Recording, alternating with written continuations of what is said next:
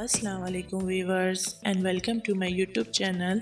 जैसा कि आप लोग जानते हैं, जो इस सीरीज़ हमने ये स्टार्ट की है, इसकी मैं 8वीं वीडियो आज आपके लिए बना रही हूँ। 8 मंथ में क्या क्या कॉम्प्लिकेशंस एक औरत को दरपेश हो सकते हैं और बेबी की ग्रोथ कहाँ तक पहुँची है, ये सब हम अपनी इस वीडियो में डिस्कस करेंगे। तो आप लोग कंप्लीट वीडियो देखिएगा। तो आए अपनी वीडियो का आगाज़ करते हैं। 8 मंथ ऑफ प्रेगनेंसी का मतलब है ऑलमोस्ट आपका प्रेगनेंसी का आखिरी दौर चल रहा है। आपकी बॉडी डिलीवरी के लिए तैयार हो रही है और आपने खुद को भी मेंटली तौर पर डिलीवरी के लिए तैयार करना है। सबसे पहले बात करते हैं बेबी मूवमेंट यानी बच्चे की नशोनुमा की। फीटस इस वक्त ऑल अराउंड 2 kg से ज़ायद वजन का होता है। हाइट तकरीबन 45 इंचेस होती है। बर्थ कैनाल में बेबी फिक्स हो जाएगा ताकि नॉर्मल डिलीवरी के लिए बेबी तैयार हो जाए। सेकंड है बेबी मूवमेंट यानी बच्चे की हरकत। जब बेबी पेल्विक कैविटी में दाखिल होता है तो जो मूवमेंट आपको पहले फील होता था यानी जो ग्रोस मूवमेंट होती थी वो थोड़े कम हो जाते हैं, पर वो होते टाइम टू टाइम है। मतलब आप हर 1 से 2 घंटे में बच्चे की हरकत महसूस कर सकेंगी और ये हरकत हमारे लिए बहुत ज़रूरी है क्योंकि इसी से हमें बच्चे की नॉर्मल इंटरनल कंडीशन का पता चलता है। इसको आप महसूस करते रहें। हर 2 से 3 घंटे में आपको मूवमेंट महसूस हो जानी चाहिए। अगर आपको लगता है कि 4 से 6 घंटे गुजर जाने पर भी आपको बेबी की मूवमेंट महसूस नहीं हुई तो आप फ़ौरन अपने डॉक्टर को बताइए। अब बात करते हैं फॉल्स पेन के बारे में यानी नकली दर्द के बारे में। आपकी यूट्रस डिलीवरी के लिए तैयार हो रही है, इसलिए आपको फॉल्स पेन आ सकते हैं। ये सिर्फ चंद सेकंड के होते हैं लेकिन पेनफुल नहीं होते। इस महीने आपने डॉक्टर से लाजमी मिलना है। आप अपनी अपॉइंटमेंट बुक करवा लीजिए डॉक्टर के पास, क्योंकि इस महीने जो है आपका आयरन चेक किया जाएगा, आपका विटामिन D3 देखा जाएगा, आपका यूरिन इन्फेक्शन देखा जाएगा और आपका शुगर का टेस्ट होगा। इसके अलावा अगर आपको कोई और प्रॉब्लम है तो उसके लिए डॉक्टर टेस्ट करवाएंगी। तो इस महीने आपने डॉक्टर से लाजमी रुजू करना है। खाने में तवाज़न लाजमी रखना है। हर चीज़ आपने खानी है। दूध, दही, सब्जियां, फल, अनाज और पानी का इस्तेमाल ज़्यादा करना है। एक हेल्दी बेबी को जन्म देने के लिए प्रॉपर खाना खाना लाजमी है। इसका मतलब ये भी नहीं है कि ज़्यादा खाना खाने से बेबी हेल्दी हो जाएगा। आपने मुनासिब मिकदार में खाना खाना है और जब भी भूख लगे खाना ज़रूर खाएं। भूख बर्दाश्त ना करें। अब बात करते हैं शॉर्टनेस ऑफ ब्रेथ यानी सांस का कम आना। ये एक कॉमन साइन है प्रेगनेंसी का और 8वें महीने में तो ऐसा लाजमी होता है। आपके बेबी का साइज बढ़ रहा है, बेबी लंग्स की तरफ पुश हो रहा है जिससे आपको सांस लेने में मसला हो सकता है।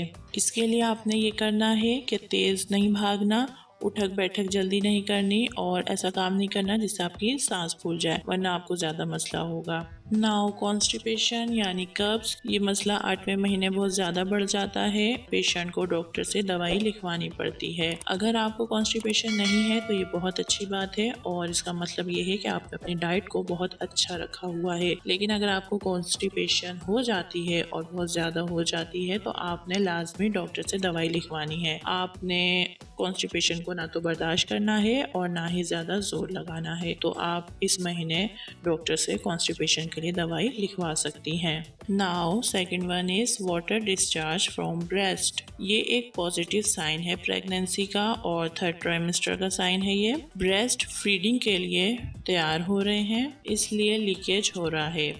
ये कॉमन है और काफ़ी अच्छा साइन है ये। इससे क्या होगा कि मदर फीड में कोई मसला नहीं होगा। तो अगर आपको ये साइन है इस महीने तो ये बहुत अच्छी बात है। हार्टबर्न यानी सीने में जलन। स्टमक पर जोर पड़ने की वजह से आपको सीने में जलन का मसला हो सकता है। तो आपने ये करना है कि खाने और सोने के दरमियान 2 घंटे का वक्फा लाजमी रखना है। यानी जब आप खाना खाएं तो फ़ौरन आपने खाना खाते ही लेटना नहीं है, बल्कि थोड़ा देर बैठना है, वॉक करनी है। उसके तकरीबन 2 घंटे बाद आपने लेटना है। नाउ वॉक यानी चहलकदमी। आपने रोज़ाना 1 घंटा वॉक लाजमी करनी है। 3rd ट्राइमेस्टर में आपने वॉक करनी स्टार्ट कर देनी है और अब ये आपको 9 मंथ तक वॉक करनी है। इससे आपके बेबी का हेड फिक्स होगा और आपको नॉर्मल डिलीवरी में आसानी होगी। आपने स्ट्रेस बिल्कुल भी नहीं लेना है। किसी किस्म की परेशानी, फिक्र जो भी है उसके बारे में सोचना छोड़ दीजिए और सिर्फ अपने बेबी के बारे में सोचें। अपने आने वाले बच्चे के बारे में सोचना है। अच्छा सोचें, इससे आपके बेबी पे इफेक्ट पड़ता है। आप जो सोचेंगे उसका असर आपके बच्चे पे होगा। तो किसी भी किस्म की अगर परेशानी है तो उससे दूर रहें। अब किसी भी तरह की परेशानी का ख्याल अपने दिमाग में ना आने दें। Now second one is junk food, यानी आपने बाहर का खाना बिल्कुल भी नहीं खाना। पिज्ज़ा, बर्गर को आपने बाय बाय कह देना है। इससे क्या होगा, एक तो आप इसमें बाहर के खानों में ग़िज़ाइयत बिल्कुल नहीं होती और दूसरा आपको नहीं मालूम कि उन्होंने आपको फ्रेश बना के दिया है या रखा हुआ खाना आपको दिया है। और इससे आपके हार्ट बर्न में भी मसला होगा, आपको सीने में जलन होगी। तेल और घी वाले खानों से अवॉइड करना है आपने और घर का बना हुआ ताज़ा खाना इस्तेमाल करें। नाउ नो कैफीन इनटेक, यानी आपने कैफीन का इस्तेमाल बिल्कुल भी नहीं करना। कोल्ड ड्रिंक नहीं पीनी, कॉफ़ी नहीं पीनी और चाय भी कम पिएं। चाय पीने से आपको सीने में जलन होगी और कैफीन के बहुत ज़्यादा नुकसानात हैं। तो आपने कोल्ड ड्रिंक्स को, कॉफ़ी को हाथ भी नहीं लगाना। चाय पी लें लेकिन कम मिकदार में पिएं और दूध वाली चाय इस्तेमाल करें। और आखिर में कुछ टिप्स हैं आपके हस्बैंड के लिए। फर्स्ट ऑफ ऑल, आपके हस्बैंड को एक फादर बनने के लिए मेंटली तौर पर तैयार हो जाना है। आपकी वाइफ प्रेग्नेंट है तो थोड़ा पैम्पर करें अपनी वाइफ को।